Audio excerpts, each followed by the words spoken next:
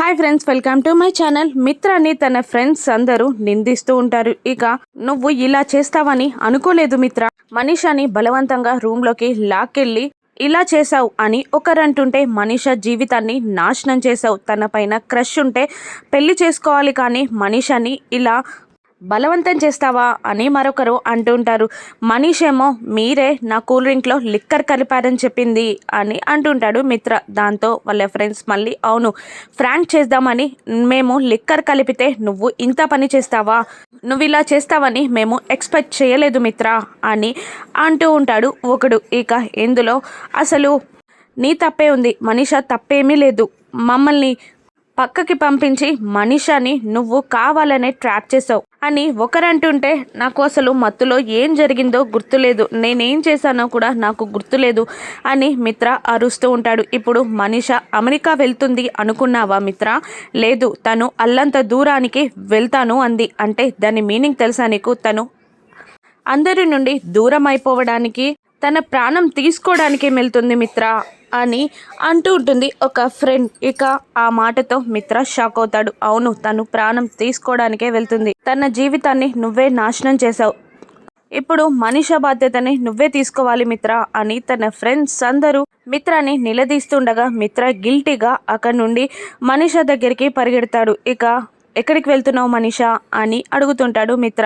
అమెరికాకి అని అంటూ ఉంటుంది మనీషా. లేదు, నువ్వు వెళ్ళకూడదు అని మిత్ర అంటుండగా ఎందుకు ఎందుకు వెళ్ళకూడదు, ఎక్కడుండాలి నేను, నాకంటూ ఇల్లు లేదు కదా అని మనీషా అడుగుతుండగా మా ఇంట్లోనే ఉంటావు అని మిత్ర అంటూ ఉంటాడు. ఇక మీ ఇంట్లో ఏ ముఖం పెట్టుకొని ఉండాలి, అందరూ నన్ను ఎందుకున్నావు, నీకు మిత్రకి సంబంధం ఏంటంటే నేనేమని చెప్పాలి, మీ అత్తయ్య గారు నన్ను చూసే చూపేంటి, లక్ష్మి నా భర్తతో నువ్వేంటి అని అడిగితే నేనేం చెప్పాలి, మామయ్య గారు నువ్వు వెళ్ళిపోతానన్నావు కదా మళ్ళీ ఎందుకు వచ్చావని అడిగితే నేనేం సమాధానం చెప్పాలి మిత్ర?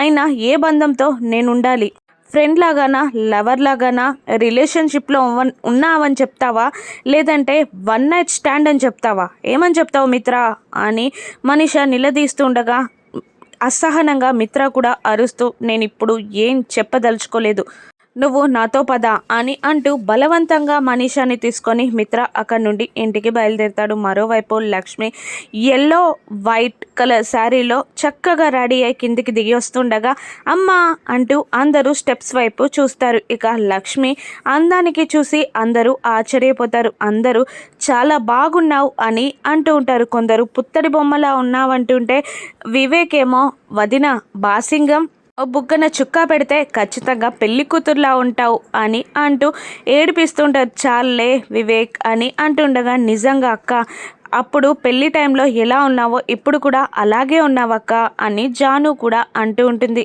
ఇక అందరూ కలిసి లక్ష్మికి వెడ్డింగ్ యానివర్సరీ విషెస్ని చెప్పేస్తారు. ఇక జయదేవ్ నందన్ దగ్గర ఆశీర్వాదం తీసుకోబోతుండగా ఇప్పుడు ఎందుకమ్మా, మిత్ర కూడా వచ్చాక ఇద్దరూ కలిసి ఆశీర్వాదం తీసుకుందురులేండి అని అనేస్తుండు అతను. ఇక వివేక్, జాను, ఆ పెద్దావిడ అందరూ లక్ష్మికి విషెస్ చెప్తూ ఉండగా దేవయాని మాత్రం చెప్పకుండా ఉండడంతో రాజేశ్వరి దేవం లక్ష్మికి విషెస్ చెప్పలేదు అని అరుస్తూ ఉంటుంది. మీరు గ్యాప్ ఇస్తే చెప్దామని చూస్తున్నాను వదిన అని అంటూ అటువైపుగా చూడగా మిత్ర వస్తూ ఉంటాడు. అదిగో పెళ్లి కొడుకు కూడా వచ్చేశాడు అని అనేస్తుంది దేవయాని. ఇక మిత్ర డల్గా ఉండడం గమనిస్తారు అందరూ కలిసి మిత్రాన్ని ఇదేంటి నాన్న ఇలా చేసావు, రాత్రి ఇంటికి రాకపోతే చాలా భయపడ్డాం అని అంటూ ఉండగా ఈరోజు పార్టీని గ్రాండ్గా అరేంజ్ చేసాం అన్నయ్య, వెళ్ళి ఫ్రెష్ అయ్యిరా అని అంటుంటాడు వివేక్. అవునరా, పార్టీ సెలబ్రేషన్స్ చాలా బాగా జరుగుతాయి, వెళ్ళి ఫ్రెష్ అయ్యిరారా అని జయదేవ్ నందన్ కూడా అంటూ ఉంటాడు. లక్ష్మి మాత్రం మిత్రాని గమనిస్తూ ఉంటుంది. మిత్ర గిల్టీ ఫీలింగ్లో ఉంటాడు. నాతో పాటు ఒకరింటికి వచ్చారు అని మిత్ర అనగానే అందరూ గుమ్మం వైపు చూస్తారు. ఎవరు అని లక్ష్మి అడుగుతూ ఉండగా మనీషా అని అనేస్తాడు మిత్ర. అందరూ షాకింగ్గా మనీషా వైపు చూస్తూ ఉండగా తలో ఒక మాట అంటుంటారు మనీషాని. మనీషా వచ్చి పక్కన నిలబడుతుంది మిత్రకి. తను అమెరికా పోలేదా అని ఆ పెద్దావిడ అంటుండగా వెళ్ళందానివి ఎందుకు వెళ్తానని చెప్పావమ్మా అని జయదేవ్ నందన్ అరుస్తూ ఉంటాడు. ఫ్లైట్ క్యాన్సిల్ ఏమైందేమో పెద్దనాన్న అని అంటూ ఉంటాడు వివేక్. ఇక జాను వేరే ఫ్లైట్కి వెళ్తుందేమో మామయ్య అని అనగానే లేదు మనిష ఎక్కడికి వెళ్ళదు ఇక్కడే ఉంటుంది అని అనేస్తాడు మిత్ర. ఎందుకుంటుంది ఇక్కడ, మనకి తనకి సంబంధం ఏంటి అని ఆ పెద్దావిడ అరుస్తూ ఉండగా ఇక తను పరాయిది కాదు మన మనిషి అని అనేస్తాడు మిత్ర. మన మనిషి ఎలా అవుతుందిరా అని మళ్ళీ ఆ పెద్దావిడ క్వశ్చన్ చేస్తూ ఉండగా నన్నేమీ అడక్కండి తను ఇక్కడే ఉంటుంది అంతే అని మిత్ర అరుస్తూ అక్కడి నుండి వెళ్ళిపోతాడు. ఇక ఒక్కొక్కరుగా అందరూ వెళ్ళిపోతారు.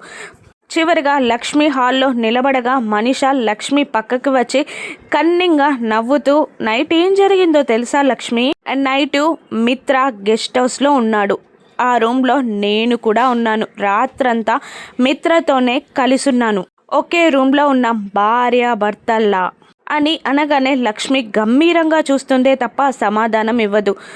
భార్యాభర్తల్లా లక్ష్మి, రాత్రి నేను మిత్ర ఒక్కటయ్యాం, ఇప్పుడు నేనే మిత్రకి భార్యని, నిన్ను కొన్ని రోజుల్లో ఇంట్లో నుండి గెంటేస్తా, రెడీగా ఉండు అని అంటూ మనిష అక్కడి నుండి వెళ్ళిపోతుంది. ఇక జరిగిందంతా తెలుసుకొని లక్ష్మి నిజమేంటో కనుక్కోవాలని మిత్ర దగ్గరికి వెళ్ళడానికి పరుగు పరుగున వెళ్తూ ఉంటుంది. మిత్ర జరిగిందంతా తలుచుకొని కుమిలిపోతూ బెడ్ పైన కూర్చుంటాడు. ఇక లక్ష్మి రాగానే లక్ష్మికి తన ముఖం చూపించలేక ముఖం దాచేస్తాడు మిత్ర. ఏమైందండి అని లక్ష్మి అడుగుతుండగా ప్లీజ్ లక్ష్మి నన్ను కాసేపు ఒంటరిగా వదిలేయ్ అని అనేస్తాడు మిత్ర. ఎంతసేపు అండి అని లక్ష్మి అడుగుతూ ఉండగా కాసేపు అని అంటుంటాడు మిత్ర. ఆ తర్వాత అని అంటూ ఉంటాడు లక్ష్మి మిత్రతో. ప్లీజ్ లక్ష్మి నాకు ఒంటరిగా ఉండాలనుంది, నేను తప్పు చేశాను అని మిత్ర అనగానే అదేంటో చెప్పండి అని లక్ష్మి అంటూ ఉంటుంది. నేను చెప్పలేను లక్ష్మి, నాకు చాలా గిల్టీగా ఉంది, నీ ఫేస్ని నేను చూడలేను అని మిత్ర అంటూ ఉండగా ఆ గిల్టీ ఫీలింగ్ పోవడానికైనా నాకు చెప్పాలండి అని అంటుంటుంది లక్ష్మి. కాసేపు అయ్యాక కూడా మీరు నాకు నిజం చెప్పి తీరాలండి అని లక్ష్మి అంటూ ఉంటుంది. లేదు తప్పు జరిగిపోయింది, ఇప్పుడు నేనేం చెప్పలేను, నన్ను వదిలే లక్ష్మి అని మిత్ర బాధపడుతూ ఉండగా అసలు తప్పు జరిగిందని మీరెందుకు అనుకుంటున్నారు, అసలు ఏం జరిగిందో చెప్తే కదండి అని అంటూ ఉంటుంది లక్ష్మి. తప్పు జరిగిందని చెప్తున్నాను కదా, తెలుసుకొని బాధపడడం తప్ప ఏముంటుంది, నేనే చేశానని చెప్తున్నాను కదా, మత్తులో ఏం జరిగిందో నాకు గుర్తులేదు అని మిత్ర అంటుండగా గుర్తులేదని మీరే అంటున్నారు కదా, మరి తప్పు జరిగిందని ఎలా అంటున్నారు, మీరు స్పృహలో ఉన్నా లేకపోయినా మీరు తప్పు చేయరని నాకు తెలుసండి, జరిగిందేంటో చెప్తే తప్పు జరిగిందో లేదో నేను నిరూపిస్తానండి అని లక్ష్మి అంటూ ఉంటుంది.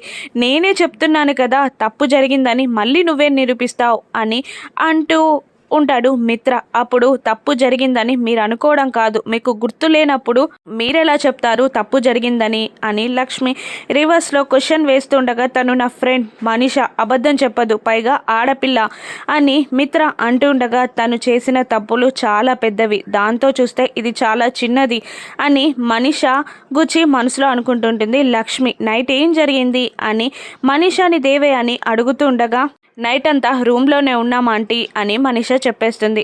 నైట్ జరిగిందా ఫస్ట్ నైట్ అని అనగానే లేదా ఆంటీ, మిత్ర నిజంగా శ్రీరామచంద్రుడు ఏం జరగలేదు, మత్తులో ఉన్నా కూడా నన్ను ముట్టుకోలేదు అని అనేస్తుంది మనిష. మరి తప్పు జరగనప్పుడు ఖచ్చితంగా లక్ష్మి నిరూపిస్తుంది అని అనేస్తుంది దేవయాని. లేదు నేను ఏడ్చిన ఏడుపుకి మిత్ర నన్ను నమ్మేశాడు అని అనేస్తుంది మనిష. మా మిత్ర నమ్మిన లక్ష్మి నమ్మదు, ఖచ్చితంగా నిజం తెలుసుకుంటే నీతో ఆట ఆడుకుంటుంది అని బెదిరిస్తూ ఉంటుంది దేవయాని. ఇక మనిష ఆడిన నాటకాన్ని లక్ష్మి ఏ విధంగా తిప్పికొట్టగలదు, మిత్ర తప్పు చేయలేదని ఏ విధంగా నిరూపించగలదు రాను ఎపిసోడ్స్లో చూద్దాం. Thank you for watching.